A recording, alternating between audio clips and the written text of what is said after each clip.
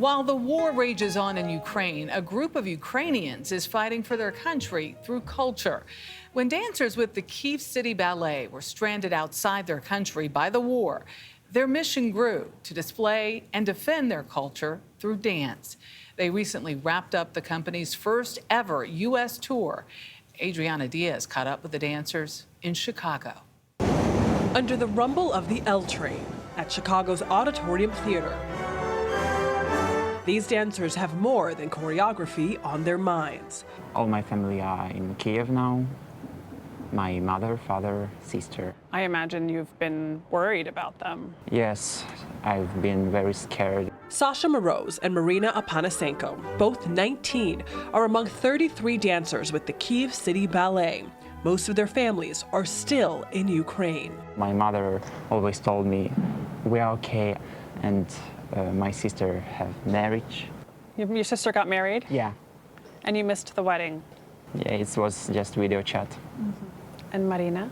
I'm lucky to hear the voice of my mother only by phone, but I hope everything will be okay. The dance company left Ukraine in February to perform in Paris. Company director Ivan Kozlov said they were only supposed to be gone 3 weeks before this happened. We woke up and realized that our country is under attack. Literally the day after you left Yes. Kyiv. To keep them safe, Paris granted the dancers a residency.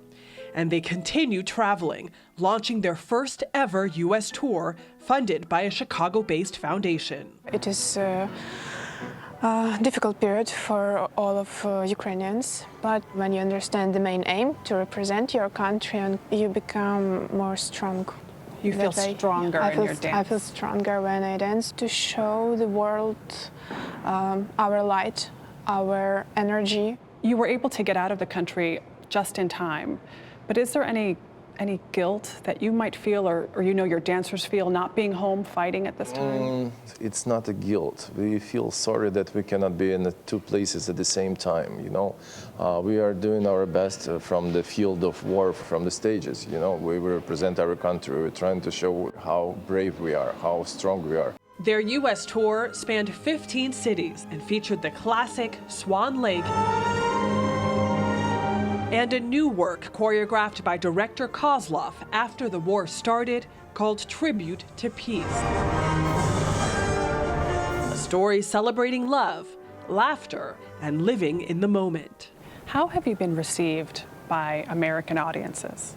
Oh, absolutely good, absolutely. I thought that people are different in different countries, different continents, and they won't understand us, but the language of dance is international. Does it feel like you're doing your part, almost fighting in this war, fighting for your country here on stage? It's our place to fight because our task is to save Ukrainian culture, because culture is the country, and Ukraine has a great history, and our task is to save it.